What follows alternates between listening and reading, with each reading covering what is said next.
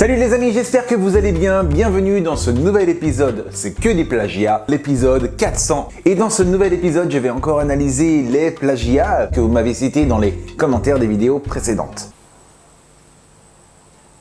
Il y a une mouche et je l'entends. Ça m'énerve. J'en étais où? Connaissez-vous cette chanson de Christophe qui s'appelle Aline? J'avais dessiné sur le sable. Bien sûr que vous la connaissez, je sais même pas pourquoi je vous pose la question. Cette chanson date quand même de 1965. Et dès qu'elle sort, elle cartonne. 1 million d'exemplaires vendus. Et là, t'as un certain Jackie Moulière qui lève la main, qui dit « Hé les gars, c'est ma chanson, je porte plainte !» Mais qui est ce Jackie Moulière? C'est un chanteur qui a chanté La Romance en 1963, soit 2 ans avant Aline. Ne jouez plus cette romance. Je ne veux plus. Une chanson sortie sous le label Rigolo, un label qui appartient à Henri Salvador. Henri Salvador qui porte donc plainte aussi, avec Jackie Moulière, contre Christophe. Bah, pour te dire, il n'est pas trop rigolo. Ok, je raye cette vanne qui est pas drôle. Et le chanteur Christophe perd le procès en instance. Bon, ça s'arrête pas là, il va faire appel et à la fin des années 70, il gagne le procès en appel. Débarrassé de toute cette affaire, Christophe décide de ressortir sa chanson Aline en 1979. Et là, c'est un succès encore plus fou que la première fois. Un succès plus fou, succès fou, Christophe, tu l'as ou pas? Ok, je raye cette vanne qui est une vanne de vieux.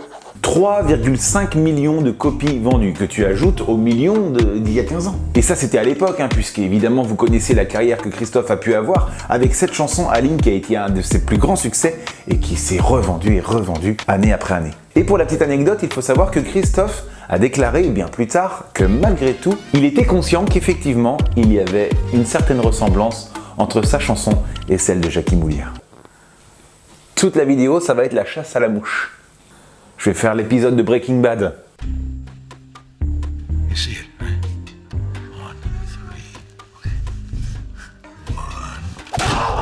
Et si on parlait maintenant de l'un des plus grands compositeurs de musique du monde, voire même le plus grand? Bien sûr, j'ai nommé John Williams. C'est celui qui a composé toutes les musiques de films que vous connaissez. Indiana Jones, Jurassic Park, Harry Potter, Superman et plein d'autres. Et là, on va parler de E.T. et Star Wars. Effectivement, John Williams a composé la musique du film de Steven Spielberg, E.T.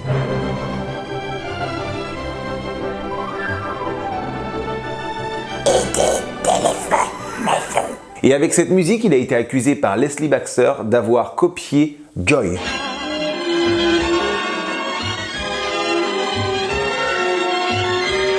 Ça, c'est sorti en 1954. Et quand Baxter entend la musique de E.T., il est persuadé que John Williams il a copié. Surtout que les deux compositeurs ont déjà collaboré ensemble. Donc ils se connaissent, ils connaissent les travaux l'un de l'autre. S'en suivra un procès de presque 10 ans, à la suite duquel Baxter sera débouté. Pareil pour le thème principal de la firme Star Wars.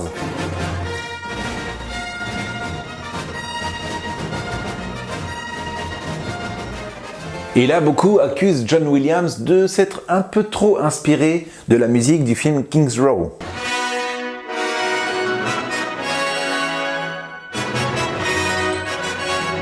Cette musique a été composée par Irish Wolfgang Korngold, j'ai réussi à le dire, en 1942. Et encore, là c'était le thème 1, mais écoutez bien le thème 2, celui de Star Wars, celui de Kings Row.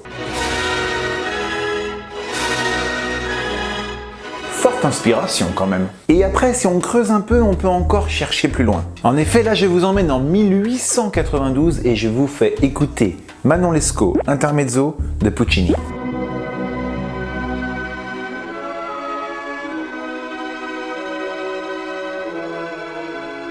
Ah bah oui, mais alors là, qui a pompé qui, quoi? Ah, je sais pas si vous l'entendez dans mon micro, mais elle me nargue. Je l'aurai un jour. Je l'aurai. Je l'aurai un jour. Je l'aurai. Plagiat suivant.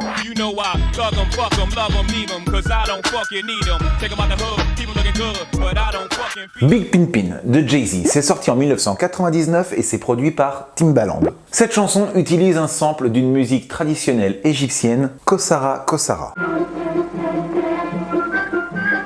Du compositeur Balig Abdi, un compositeur qui est décédé en 1993. Et en 2007 arrive Osama Fahmy. C'est le neveu héritier de Balig Abdi. Il décide de porter plainte contre Jay-Z et Timbaland pour l'utilisation de ce sample qui n'a pas été crédité. En effet, la musique originale a été composée en 1957 pour la bande originale du film Kosara Kosara, sorti en 1960. Et Timbaland a admis avoir trouvé le morceau sur un CD non identifié et qu'il pensait que c'était tombé dans le domaine public. Pour prouver qu'il est de bonne foi, Jay-Z versera même 100 000 $ au label EMI Arabia qui détient les droits du film. Et il faut savoir que cette somme a été apparemment partagée entre les éditeurs bien sûr et les héritiers de Balig Abdi. Donc le neveu a eu sa part. Mais ça ne lui a apparemment pas suffi, il continue de porter plainte et il précisera même que les lois égyptiennes ne sont pas les mêmes que les lois américaines en termes de droit de propriété intellectuelle. Mais l'histoire s'arrêtera vite pour lui, il sera débouté au procès par la juge fédérale de Los Angeles. Bon, elle est où cette mouche? Non mais elle est où cette mouche? Ah, je vais la voir. Voilà, c'est la fin de cette vidéo, j'espère qu'elle vous aura plu. Mais avant de partir, tu n'oublies pas d'ajouter un petit pouce bleu, de t'abonner, de partager la vidéo, de commenter quels sont les ultimes plagiats que tu connaisses. Ultime, ça veut rien dire ultime. Et d'ici là, moi je vous dis à très bientôt pour une prochaine vidéo, je vous kiffe les amis. La whisky pète.